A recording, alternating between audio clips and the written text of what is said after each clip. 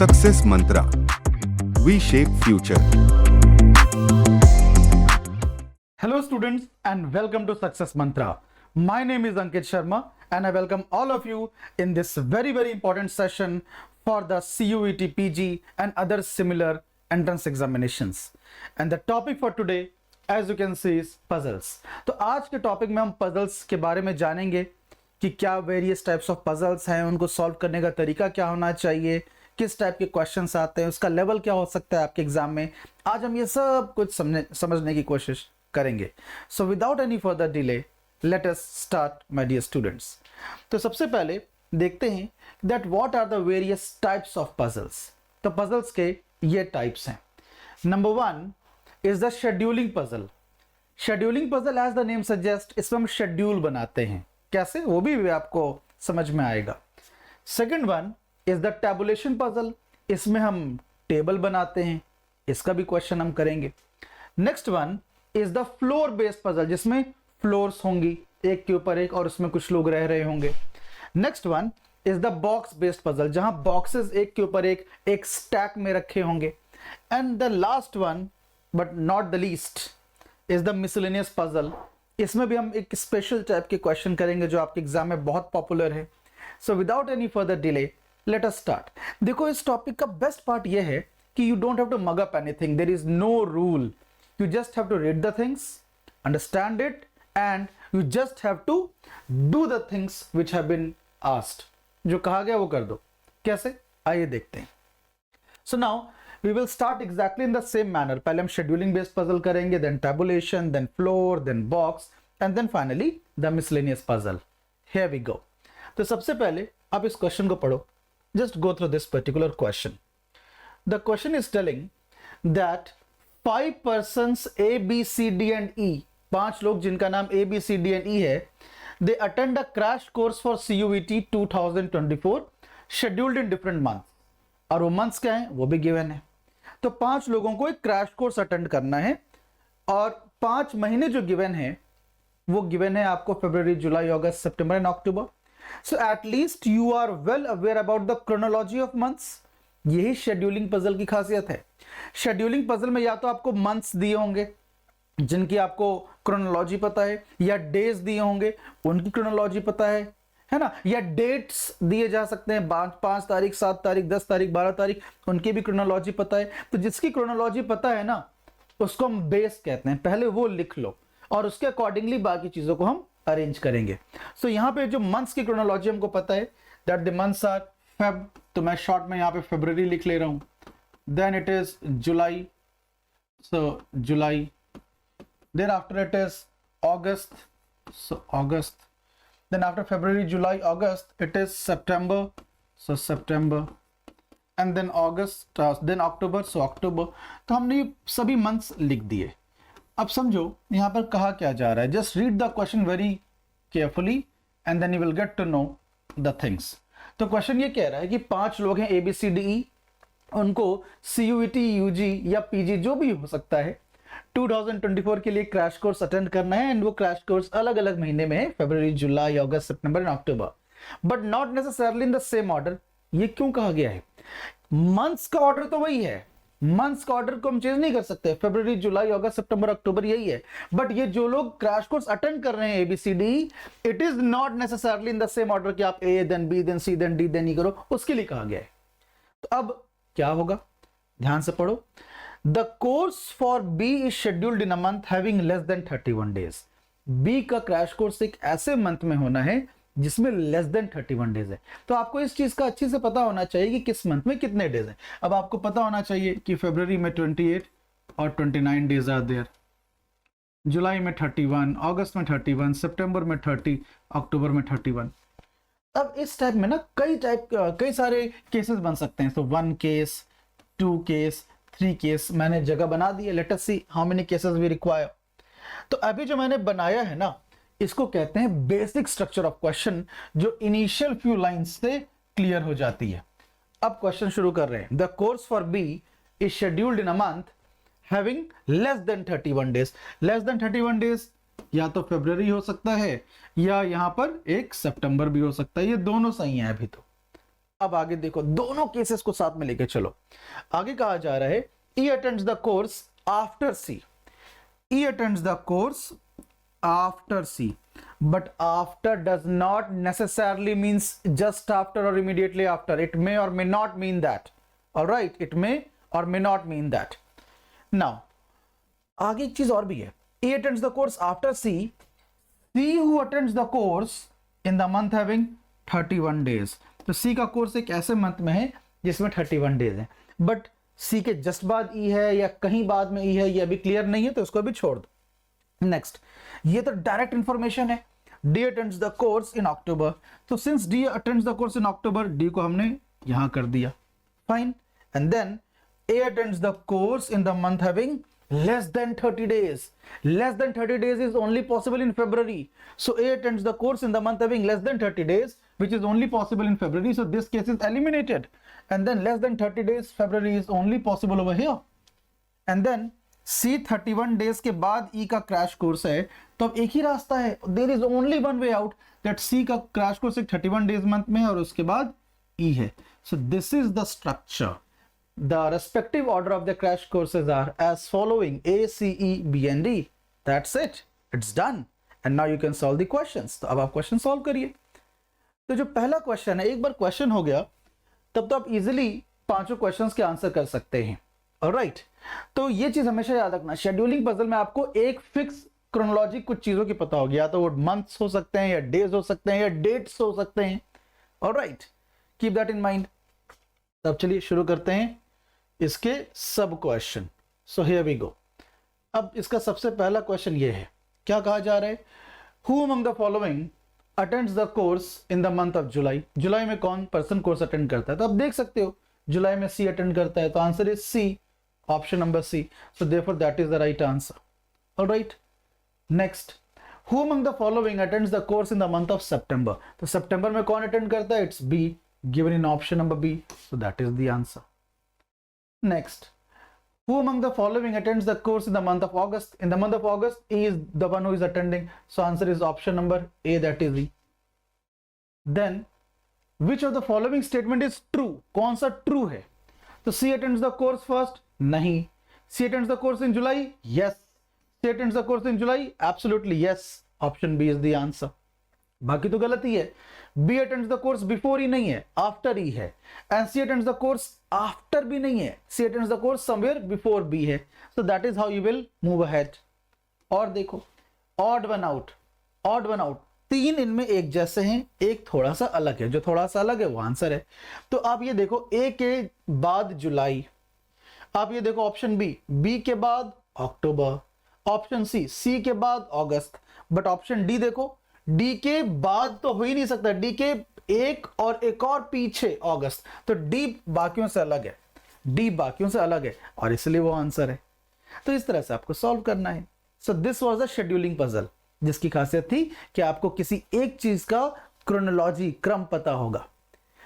Tabulation puzzle जो अब हम करने जा रहे हैं उसमें ऐसा जरूरी नहीं है, उसमें जरूरी नहीं है कि आपको किसी का बेस पता होगा। उसमें ऐसा होगा कि 5 फ्रेंड्स हैं, उनको 5 कलर्स पसंद हैं, तो आप या तो पांचों फ्रेंड का नाम पहले लिख लो, उसके हिसाब से कलर्स अरेंज करते जाओ, या उल्टा कर लो, पहले कलर्स के नाम लिख लो, उसके हिसाब से पर्सन्स के नाम लगाते जाओ। इसमें आपके पास ये फ्लेक्सिबिलिटी रहती है, hence the name is tabulation puzzle. तो चलिए शुरू करते हैं tabulation puzzle. So just go through it, पहले आप इसको जरा पढ़ लो। Okay, the first para talks about the basic structure of the question कि A, B, C, D and E are presidents coming from different countries, India, Singapore, Nepal, Sri Lanka and Bangladesh, not necessarily in the same order. They have different cars, Porsche, Audi, Mercedes, Tata, Maruti, but not necessarily in the same order. तो अब आपको क्या करना है, आपको एक table बनाना है। एक तरफ आपको लिखना होगा प्रेसिडेंट, ठीक है, then they are coming from which countries ये लिखना होगा, and they are having which cars ये लिखना होगा। आप कुछ भी और कर सकते हो, जैसे मैंने बेस बना दिया प्रेसिडेंट्स को A B C D E. अब सिंस मैंने बेस बना दिया प्रेसिडेंट्स को A B C D E, तो अब मैं अरेंज करूंगा कि ये किस कंट्री के प्रेसिडेंट हैं एंड इनके पास कौन सी कारें हैं, ये अब मैं अरेंज करूंगा। अब ये आप उल्टा भी कर सकते हो, आप पहले कंट्रीज के नेम्स लिख लो, उसके हिसाब से प्रेसिडेंट एंड कार्स लिख लेना, या आप ये भी कर सकते हो कि आप बेस पे कार रख लो, उसके हिसाब से आप प्रेसिडेंट एंड कंट्री कर लेना। It's totally your call. और ये भी जरूरी नहीं है कि आप इसी ऑर्डर में करो, आप उल्टा भी कर सकते हो। जहां से हिंट मिल जाए, जहां से क्लू मिल जाए, उसको यूज कर लो। जो डायरेक्ट क्लू मिले उसको अंदर यूज कर लो, जो इनडायरेक्ट क्लू मिले उसको बाहर रफ में, शॉर्ट में लिख लो। तो चलिए, let us start without any further delay. Point 5 clear है। A's car is Tata and E's is Maruti. तो ए की जो कार है that is Tata and E की जो कार है that is Maruti. Point 5 is done. Point 4 is the president from Nepal has Maruti car. The president from Nepal has the Maruti car. ये भी हो गया। Again a direct line. B comes from Sri Lanka and D from India. So B is the president from Sri Lanka because it is written that B comes from Sri Lanka and D from India. तो ये भी हो गया। Then the president from Bangladesh has the Porsche car. Bangladesh के president के पास posh car है। अब आप बताओ, यहां पे बांग्लादेश कर नहीं सकते, यहां बांग्लादेश कर नहीं सकते, यहां बांग्लादेश एंड पॉश कार दोनों अरेंज कर सकते हो, बट यहां बांग्लादेश नहीं कर सकते। और यहां अगर आप बांग्लादेश करने जाओगे तो बांग्लादेश तो कर लोगे, बट अकॉर्डिंगली पॉश कार आप नहीं अरेंज कर पाओगे।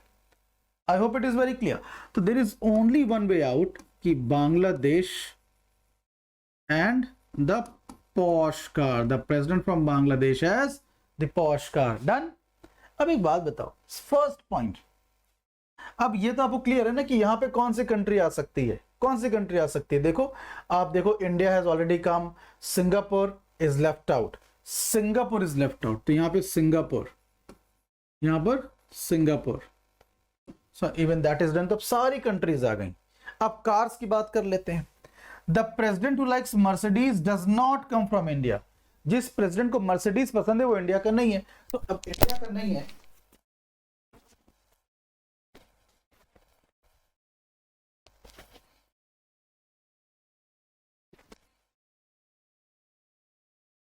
तो the president who like Mercedes does not come from India. तो अगर इंडिया का नहीं है, the Indian president does not like Mercedes car, तो मर्सिडीज कार को एक ही जगह आप रख सकते थे। So the Mercedes car will be here. And now the only brand which is left out is, you can go through it, Audi. Porsche has come, Audi was remaining, Audi we have arranged, rest all have been accommodated, Mercedes, Tata and Maruti, hence done. तब हमारे पास पांचों persons आ गए जो presidents हैं, second किस country के president हैं, कौन सी कंपनी की कार है, सब कुछ पता चल गया। और एक बार जब पता चल गया, इट्स डन। आगे बढ़ते हैं अब क्वेश्चन पर। Now we have nothing to wait about and here we go. चलिए देखिए, द वेरी फर्स्ट क्वेश्चन। अब जब एक बार आपने ये कर लिया तो देखो पहला क्वेश्चन क्या है, which of the president has Mercedes car. तो Mercedes car, the Mercedes car is with B from Sri Lanka. तो answer is option number D, that is having B. Next, which country belongs to the one who owns Audi car. Audi car belongs to the Indian president, hence option D, Indian president is the answer. Next, which of the following is the car that is used by president from Singapore? The Tata car. So once you have solved, you can see an answer. Next, which president has Audi car? The Indian president, D. The Indian president D has the Audi car. All right, D. But yes, obviously D is given in option C, so you have to mark option number C. And then, which of the following country does C belong to? You can clearly see C belongs to Bangladesh. And therefore the correct answer is option number C, Bangladesh. Such a simple topic, so easy. I hope it is very clear. Fine. Let us move ahead. Let us solve now a question of floor-based puzzle. In floor-based puzzle, the people would be living one above the other in a floor. To make you understand that in a much better manner, let us go through this. So I request all of you to first go through this very quickly, and thereafter obviously we will begin. The question goes on to say that 8 people, 8 to H, are living in a 8-story building. So the building has 8 stories. All right. The ground floor is numbered as 1. Point to be noted. The ground floor is numbered as 1, and so on till the top floor is numbered 8. Now that means that 8 floors and in each floor one person is living, because the question says 8 persons A to H, count A B C D E F G H, 8 persons A to H are living in a 8-story building. The ground floor is numbered 1 and so on till the top floor is numbered 8. All right, so now let me draw this. All right, let me draw this. Just a second.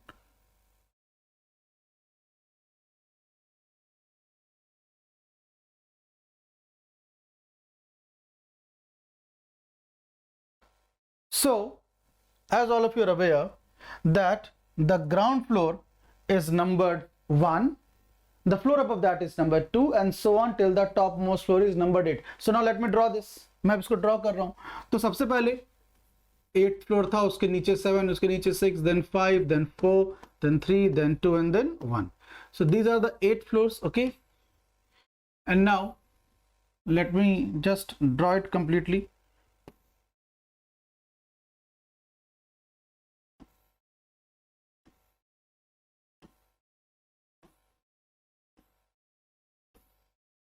तो question ने भी तो यही कहा था. क्या कहा था क्वेश्चन ने? 8 people A to H, they are living in a 8-story building, ground floor is 1, the one above that is 2. ये मैं क्यों कह रहा हूं? Because it is telling the ground floor is numbered as 1 and so on, यानी इसी तरह से आगे चलेगा till the top floor is numbered 8. अब इसमें ना अलग अलग केसेस बन सकते हैं, तो बिकॉज अलग अलग केसेस बन सकते हैं तो मैं उनको ड्रॉ कर रहा हूं. I am drawing those different cases which are possible. And now please understand this. अब क्वेश्चन ने ये जो फर्स्ट फ्यू लाइंस होती हैं या जो जनरली फर्स्ट पैरा होता है, it is all about the basic structure of the question. कितने फ्लोर्स हैं, कितने लोग रह रहे हैं, एटसेट्रा एटसेट्रा. अब यहां पे देखो क्या कहा गया है. ओनली, केवल 3 people live below F. Only 3 people live below F का मतलब F is over here. And take one more case, because 1, 2 and 3 only 3 people live below F. आगे only 3 people live below F के बाद B lives on an even numbered floor above F. B lives on an even numbered floor above F का मतलब even number floor above F 8 भी हो सकता है, even number floor above F 6 भी हो सकता है. दोनों पॉसिबल है, both are possible. Now B lives on an even numbered floor above F के बाद there are, या ऐसे पढ़ लो, 3 people live between F and D. There are 3 people between F and D. 3 people between F and D. 1, 2 and 3 D तो हो नहीं सकता इधर, और यहाँ पे 1, 2 and 3 D हो नहीं सकता. तो 3 people between F and D, 1, 2 and 3 D इधर भी नहीं हो सकता, 1, 2 and 3 D इधर भी नहीं हो सकता. तो ये केस पॉसिबल नहीं है. बट यहाँ पे 3 people between F and D हो सकता है. 1, 2 and 3 D इधर नहीं हो सकता, बट 1, 2 and 3 D इधर तो हो ही सकता है. सो 3 people live between F and D हो गया. आगे 3 people live between F and D के बाद G does not live near to B. G does not live near to B. If G does not live near to B, that means G cannot be at this place. G cannot be at this place. Near का मतलब just ऊपर नहीं हो सकता, just नीचे नहीं हो सकता, ना ऊपर ना नीचे. All right, आगे फिर जब ये आपने पढ़ लिया that G does not live near to B, आगे देखो A lives below F but not on the ground floor.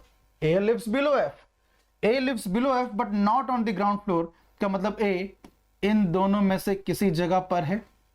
All right, अब और ध्यान से देखो, E lives below H.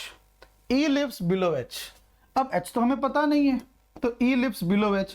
अब below का मतलब कोई जरूरी नहीं कि जस्ट below हो, somewhere below भी हो सकता है. तो E lives below H, ये भी हो गया. आगे पढ़ो, C lives on an even numbered floor. C lives on an even numbered floor. Even numbered floor 8 था, that is occupied. 6 था occupied, 4 था occupied, तो अब सेकंड ही हो सकता है. तो ये हो गया C. That C lives on an even numbered floor कर दिया. अब ये बताओ G की बात करो, G को कहां रखोगे? और उससे भी पहले A की बात कर लो. A यहां पर या यहां पे था, because A lives below F but not on the ground floor. A lives below F but not on the ground floor. तो अब एक ही रास्ता था, यहां होगा. अच्छा, अब G को यहां मना हो गया क्योंकि G B का नेबर नहीं था, ना जस्ट ऊपर ना जस्ट नीचे, ना जस्ट ऊपर ना जस्ट नीचे का मतलब G अब केवल यहां हो सकता है. Alright, and then at last but not the least, have a look at this. H के नीचे E है. अब अगर H के नीचे E है तो एक ही रास्ता बचा, this one. And therefore DHBE FACG, DHBE FACG, done. As simple as that. अगर आप 5 सिंगल क्वेश्चन करोगे ना, तो उसमें टाइम ज्यादा ही लगेगा इन कंपैरिजन टू दिस, जहां पे 2 से 3 मिनट में क्वेश्चन खत्म, अगले 1 मिनट में सबका आंसर. तो DHB FACG. And now let us move to the sub questions. Alright, अब यहां पे देखो आप, जब आप यहां पे देखोगे तो क्या हो रहा है, just read the question. Who lives on the 5th floor? 5th floor पर E है, E का मतलब option number D. Alright, next देखो, how many of them live above C? Above C तो कितने लोग हैं? 1 2 3 4 5 6. So above C are 6 people. So answer is option number B, that is 6. Next देखो, who lives just above B? Just above B, तो just above B तो H है, H है, तो option number D, that is H. Next, how many of them live between D and A? Between D and A कितने हैं? 1 2 3 और 4, 4 लोग हैं, तो hence option number D, that is 4. And similarly find the odd one out. Okay, अब बहुत ध्यान से देखो, H जो है, H lives on an odd numbered floor 7. G lives again on an odd number floor 1. C lives on an even number floor 2, and A again lives on an odd number floor 3. So I hope it is sufficient to make you understand that what is the answer and why it is the answer. All right, I hope it is very clear. So this is again done, and now let us come to the next variety of puzzle known as the box puzzle. In the box puzzle, as the name suggests, the boxes are arranged in a stack one above the other. Since boxes are arranged in a stack one above the other, let us check, let us see. Now go through it. The initial few lines talk about the basic structure of the question, which is that 7 boxes, the names have been given in front of you, they are arranged one above the other. 7 boxes are arranged one above the other. So let me make the space accordingly. So if I make the space accordingly, let us see. 1 2 3 4 5 6 and 7. Now, so this is the one. So the question says that 7 boxes, okay, names have been given, they're arranged one above the other. This is the basic structure of the question. Now rest we have to understand it and now execute the things which are given thereafter. The question is further telling you only 2 boxes are placed above R. Only 2 boxes are placed above R. का मतलब R को आप यहाँ रखोगे. Only 2 boxes are placed above R. एक case और ले सकते हो, ठीक है, 2 केस लेके चला करो. अब आगे ये कहा जा रहा है only 1 box is placed between U and R. Only 1 box between U and R का मतलब you can be above R और you can be below R. दोनों में से कुछ भी हो सकता है. अब आगे क्या कहा जा रहा है? As many boxes are placed between U and T as between T and Q. As many boxes are placed between U and T as between T and Q. यानी जितने boxes U and T के बीच में हैं उतने ही boxes T and Q के बीच में हैं. यानी T is exactly between U and Q. T is exactly between U and Q. तभी तो ये हो सकता है कि जितने boxes U and T के बीच में हैं उतने ही Q and T के बीच में. Otherwise it is not possible. So as many boxes are placed between U and T as between T and Q. और आगे पढ़िए, 3 boxes are placed between W and E. 3 boxes are placed between W and E. W is placed above E. W is placed above E, and 1, 2 and 3 boxes are placed between W and E. So 3 boxes between W and E, W is placed above E. Now utilize this information. Utilize this information, guys. And how we will utilize this? Now let us see. What is the question telling? Between W and E. So if I place W over here, then 1, 2 and 3, E can be here. Fine. But now if I place W over here, then 1, 2 and 3, E over here is not possible. Now if I place W over here, 1, 2 and 3, E cannot be here. Next, in this case, if I place W over here, then 1, 2 and 3, E is not possible. But if we place W over here, then 1, 2 and 3 is fine. If I bring W downward, that means over here. If we bring W downward, that means over here, then 1, 2 and 3 is not possible. तो इसीलिए this is done. अब एक बात बताओ. Now the question is almost under control, T जो है वो बिल्कुल यू और क्यू के बीच में है, टी बिल्कुल यू और क्यू के बीच में है। तो आप देखो, अगर आपने टी को यहां रख दिया तो टी एंड यू के बीच में दो बॉक्सेस हैं, तो टी एंड क्यू के बीच में भी दो बॉक्सेस, ये आप कर सकते हो, ये आप कर सकते हो, और कोई तरीका यहाँ नहीं है। और यहाँ पर टी और यू और क्यू के बीच में कैसे करोगे, आप टी को अगर यहाँ करोगे, अगर टी को यहाँ करोगे तो अब यू यहाँ है तो क्यू यहाँ होना चाहिए था, वो पॉसिबल नहीं है। आप टी को यहाँ करोगे तो टी तो यू और क्यू के बीचों बीच है, तो क्यू को और ऊपर तो कर नहीं सकते, और अगर टी को यहाँ करोगे तो टी और यू के बीच में एक बॉक्स है, तो टी और क्यू के बीच में भी एक बॉक्स होना चाहिए। दैट मीन्स कुल मिलाकर हमें यह सोचना था कि T is exactly between you and Q.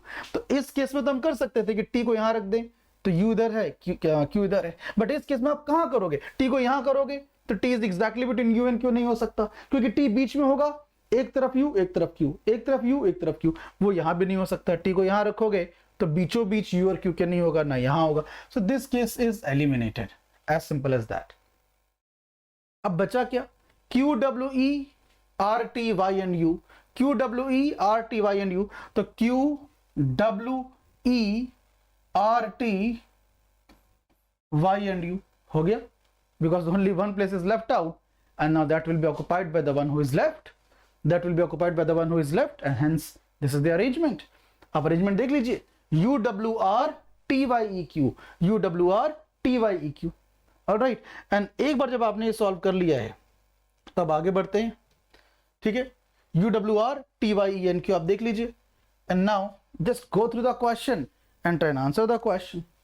How many numbers or how many number of boxes are placed between u and t? u and t के बीच में दो boxes हैं, तो answer is option number A, that is 2.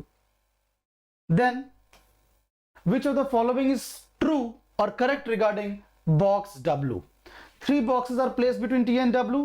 Absolutely not. There is not 3 boxes.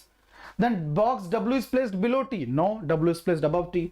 Box W is placed at the top? Obviously not. Only one box is placed above W? Yes. Only one box is placed above W? Yes. Okay. So I hope it is very clear. Only one box is placed above W? Yes. You can see only one box is placed above W. So that is right. Option number D is the correct one. ये सही है. Next देखिए. Which box is placed at the top? At the top, the topmost box is U. Option number A, that is U. Next, which box is placed immediately above T? Immediately above T. Immediately above T is R. So answer is option number B. That is R. All right. Next, how many boxes are placed in between Y and Q? In between Y and Q कितने box हैं? In between Y and Q तो एक ही box है. One single box. Answer is option number B. So just imagine you don't have to mug up anything. ना आपको कुछ रटना है, ना कुछ याद करना है, केवल और केवल आपको इतना करना है कि जो बोला जा रहा है उसको समझिए एंड इंप्लीमेंट करिए, समझिए एंड इंप्लीमेंट करिए। दैट्स इट, ना कुछ कम ना कुछ ज्यादा, दैट्स इट। अभी हम लोगों ने 4 टाइप के पजल्स किए हैं। पहला था शेड्यूलिंग पजल। शेड्यूलिंग पजल जैसा कि आप जानते हैं कि इसमें आपको क्रोनोलॉजी पता होती है, चाहे वो डेट्स हों या डेज हों या मंथ्स हैं, उसके अकॉर्डिंगली अरेंज करना होता है। टैबुलेशन पजल में क्रोनोलॉजी नहीं होती। 4 लोग 4 जगह जा रहे हैं तो आप पहले लोगों के नाम लिख लो, उसके हिसाब से जिस डेस्टिनेशन पे जा रहे हैं वो अरेंज कर लो, या उल्टा कर लो, पहले डेस्टिनेशंस का नाम लिख लो, उसके अकॉर्डिंगली जो लोग जा रहे हैं उन लोगों को अरेंज कर लो। ये फ्लेक्सिबिलिटी होती है टैबुलेशन पजल में। फ्लोर एंड बॉक्स एक जैसे हैं, जिस तरह से शेड्यूलिंग एंड टेबुलर एक जैसे हैं, ठीक उसी तरह से फ्लोर एंड बॉक्स भी एक जैसे हैं। फ्लोर पजल में लोग एक दूसरे के ऊपर अलग अलग फ्लोर्स में रहते हैं, बॉक्स भी एक दूसरे के ऊपर स्टैक्स में अरेंज्ड होते हैं, सिमिलर है। बट इन चारों वैरायटी में scheduling, tabulation, floor and box, एक चीज कॉमन है। क्या कॉमन है? आपको सारी मेहनत डायग्राम बनाने में करनी है। एक बार अगर आपने डायग्राम बना लिया तब तो बना लिया, अब उसके बाद आपको किसी भी सब क्वेश्चन में अलग से ज्यादा मेहनत नहीं करनी, केवल पढ़ना है, आंसर करना है, पढ़ना आंसर करना, दैट्स इट। बट अब आता है लास्ट में एक ऐसा टाइप जिसको हम कहते हैं मिसलेनियस टाइप। मैंने आज आपको 5 टाइप्स ऑफ पजल दिखाए थे। शेड्यूलिंग कर लिया, देख लिया, टैबुलेशन देख लिया, फ्लोर पजल देख लिया, बॉक्स बेस्ड पजल भी देख लिया। अब आता है मिसलेनियस पजल। मिसलेनियस पजल में एक डायग्राम नहीं बनेगा, ठीक है, एक सिंगल डायग्राम नहीं बनेगा। इनफैक्ट यहां हर एक सब क्वेश्चन पर अलग से मेहनत करनी है, हर एक सब क्वेश्चन पर अलग से मेहनत करनी होगी, वन बाय वन। तो यहां पर कोई एक डायग्राम नहीं बनेगा। बस मैं इसका आपको शॉर्ट में समझा देता हूं कि यहां पे हो क्या रहा है। देखो क्वेश्चन ने क्या कहा कि 5 schools of Darbhanga, Darbhanga is the place in Bihar, 5 schools of Darbhanga are to be selected for the parade of Independence Day in Delhi amongst 5 primary schools। तो कुछ प्राइमरी स्कूल्स है, ठीक है, इतना आपको लिखना नहीं है, बट मैं आपको बस समझा दे रहा हूं कि 5 प्राइमरी स्कूल्स है जिनका नाम है PQRST, PQRST, and then 4 secondary schools are there, 4 secondary schools are there, और इसका नाम है DEFG। 5 primary schools are there PQRST and 4 secondary schools are there DEFG। All right, I hope आपको यहां तक चीजें क्लियर हो गई। अब इन 5 प्राइमरी एंड 4 सेकेंडरी स्कूल्स में से, इन 5 प्राइमरी और 4 सेकेंडरी स्कूल्स में से आपको 5 स्कूल सेलेक्ट करने हैं, 1 2 3 4 एंड 5। क्यों सेलेक्ट करने हैं? For a parade at Independence Day. But उसमें कुछ सब्जेक्ट टू कंडीशंस गिवन है। पहला, R and T school must go together. इसका मतलब यह है कि जाएंगे तो दोनों ही साथ जाएंगे, नहीं तो कोई नहीं साथ जाएगा। ये बात सुन लीजिए, इसमें बहुत कंफ्यूजन होता है। R and T school must go together, मतलब अगर आर गया तो टी भी जाएगा, और आर नहीं गया तो टी भी नहीं जाएगा। Then F school will not go with Q school. This is the second point. F school के साथ क्यू स्कूल नहीं जा सकता। Third, P and G school will go together. This is similar to the first point कि अगर P गया तो जी भी जाएगा, और पी नहीं तो जी भी नहीं, ठीक है। Next, S school will not go with E school. S school will not go with E school. S school नहीं जाएगा ई स्कूल के साथ। And finally D school will not go with F school. D school will not go with F school. यह भी आपको mind में रखना है, D school will not go with F school, ठीक है। आई hope it is very clear. समझ में आ रही है बात आपको? और अब यही जो डेटा है ना, इससे के हिसाब से हमको सॉल्व करना है। आपको अलग से कोई डायग्राम नहीं बनाना है, डायग्राम बनेगा भी नहीं। जो ऑप्शंस गिवन है ना, उसको आप देखो, इवैल्यूएट करो, क्रॉस एग्जामिनेशन करो, तो to make you understand it in a better manner, ठीक है। आइए आगे आते हैं एंड अब आपको चीजें समझाते हैं। तो सबसे पहले what I am going to do is this. अब आप ध्यान से देखिए, इन चीजों को समझने की कोशिश करिए, ठीक है। So here we go. अब ये अगला क्वेश्चन आपके सामने आएगा। ये क्वेश्चन है। अब जरा इस क्वेश्चन को आप देखो ध्यान से। क्वेश्चन ने क्या कहा कि if 2 schools are secondary and 1 of the primary school is S, 2 schools are secondary and 1 of the primary school is S, then rest of the selected schools excluding S are, excluding S।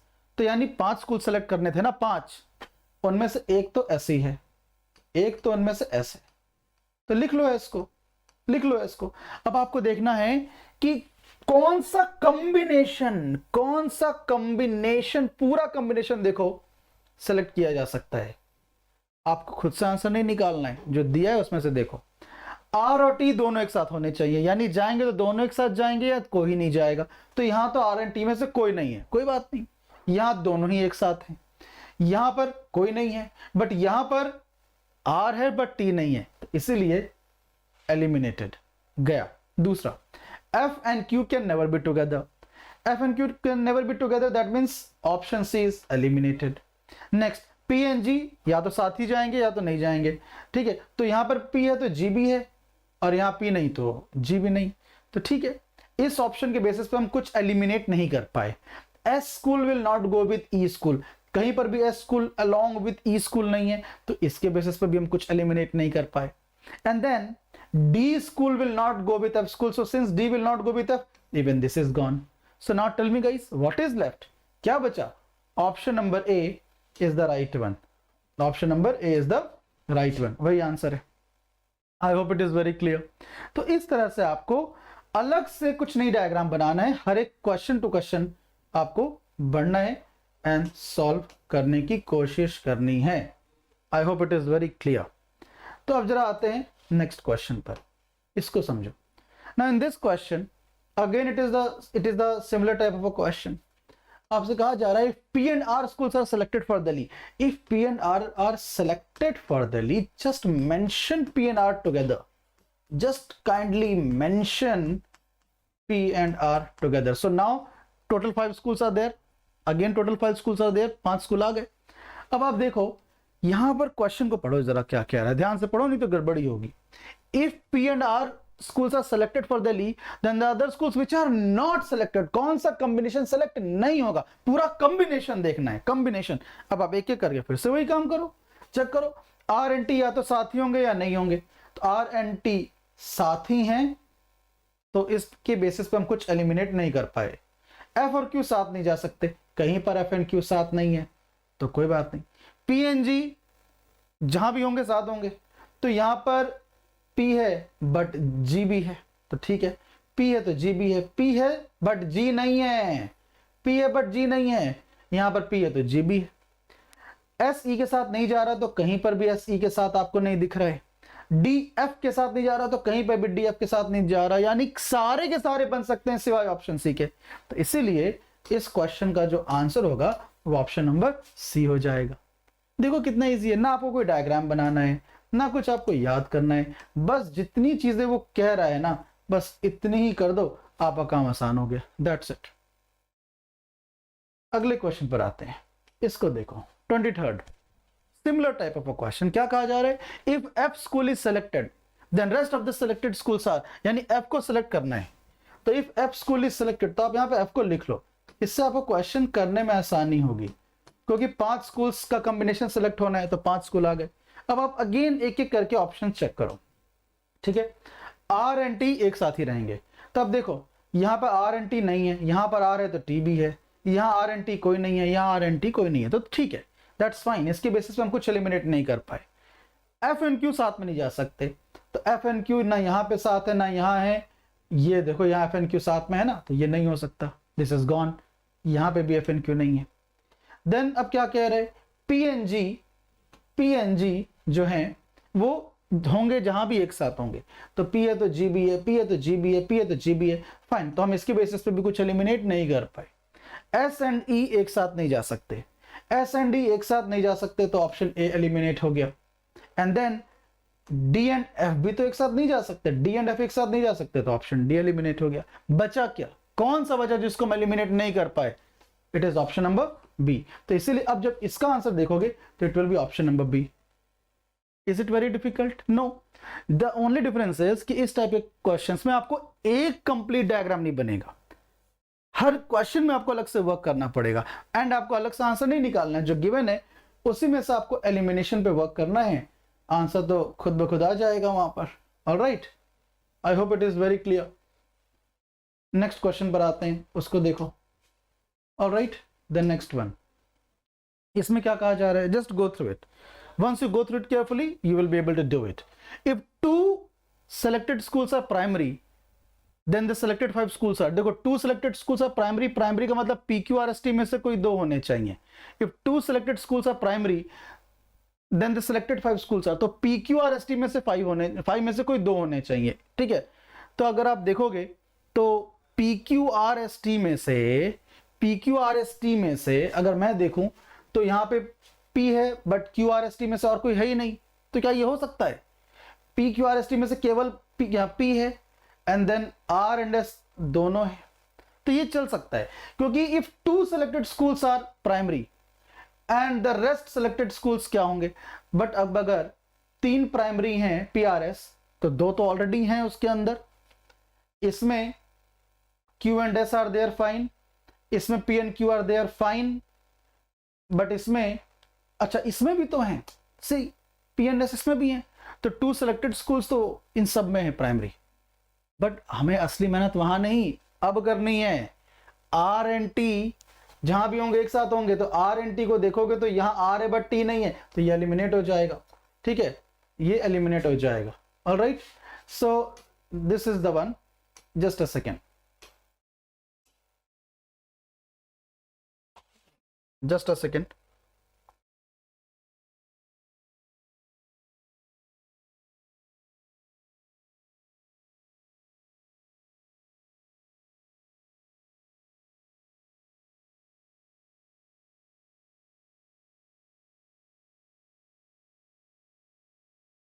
इस वाले को मैं फिर से कर रहा हूँ, ठीक है महेश जी, तो यहां से इसको दोबारा से करिएगा, ठीक है ना, ये वाला यहां से कर रहे हैं।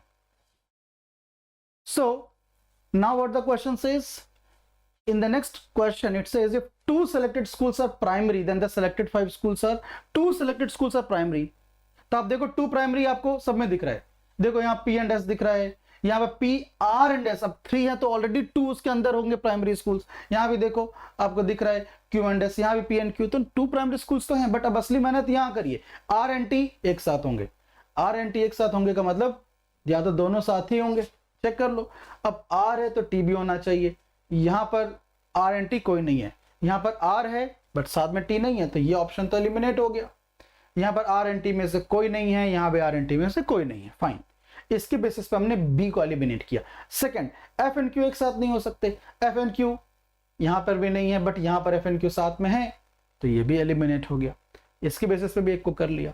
देन पी एंड जी जहां होंगे साथ होंगे, तो देखो पी है तो जी भी है, पी है तो जी भी है, इसके बेसिस पे हम कुछ एलिमिनेट नहीं कर पाए। नेक्स्ट एस एंड ई साथ में नहीं हो सकते, तो एस एंड डी साथ में नहीं हो सकते, ये एलिमिनेट हो गया। एंड देखो डी एंड एफ भी साथ नहीं हो सकते, तो ये कुल मिलाकर ऐसा है जिसको मैं एलिमिनेट नहीं कर पाए, तो यही आंसर है। तो इसमें आपको करना ही है कि जिसको आप एलिमिनेट नहीं कर पा रहे हो, जो अंत तक स्टैंड कर रहा है, जो अंत तक बचा हुआ है, वो आंसर है, ऑप्शन नंबर डी इसका आंसर है। इस तरह से एक और कर लेते हैं, so that you get a clear cut picture about what should be the right approach towards these kind of questions.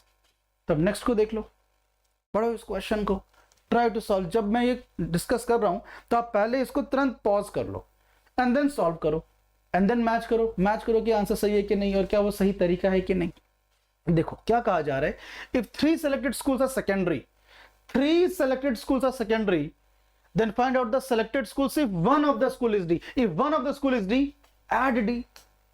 Add D. Just a second. Mahesh ji यहाँ पे ना आपको दोबारा से इसको कर लीजिएगा इसको भी, ठीक है।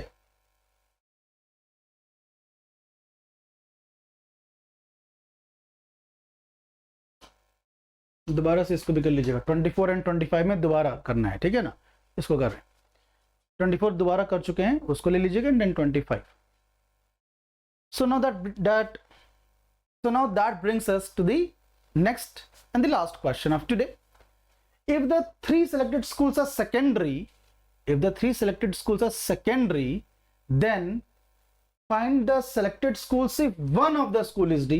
If one of the school is D, so first of all add D without any delay, and then let us see the entire combination. R and T जहां भी होंगे एक साथ होंगे, तो यहाँ पे R and T कोई नहीं है, यहाँ R है तो T भी है, यहाँ पर R है बट T नहीं है तो दिस इज गॉन, यहाँ तो R and T में से कोई नहीं है, सो इट्स फाइन। तो इसके बेसिस पे हमने एक को एलिमिनेट कर लिया। देन दूसरा, F and Q can never be together, F and Q can never be together, तो इसका मतलब अब कहीं पे भी F and Q टुगेदर हैं नहीं है, कोई बात नहीं। P and G जहां होंगे साथ होंगे, तो P है तो G भी है, P है तो G भी है, बट यहाँ पर P and G साथ नहीं है guys, point to be noted, तो एलिमिनेटेड। S E के साथ नहीं हो सकता, तो S E के साथ नहीं हो सकता, and then D and F साथ नहीं हो सकते, सो यहाँ पर तो है ही नहीं साथ में, कहाँ है D and F साथ में, ना S and E साथ में है, P और G दोनों साथ में है, F और Q साथ में नहीं है, R and T कोई नहीं है। तो बेसिकली ये एक ऐसा ऑप्शन है जो किसी भी पॉइंट का वायलेशन नहीं कर रहा है, इसको मैं नहीं एलिमिनेट कर पा रहे हैं, तो जो बच गया फाइनली जो स्टैंड कर रहा है वही आंसर है। So therefore it is the right answer. Alright, I hope it is very clear. तो आपको क्लियर हो गया होगा कि आंसर ऑप्शन सी क्यों है। So this is how we proceed in these kind of questions. So my dear students, that brings us to the end of the session. Now for you, I request all of you to solve this particular question. It is a question of box based puzzle.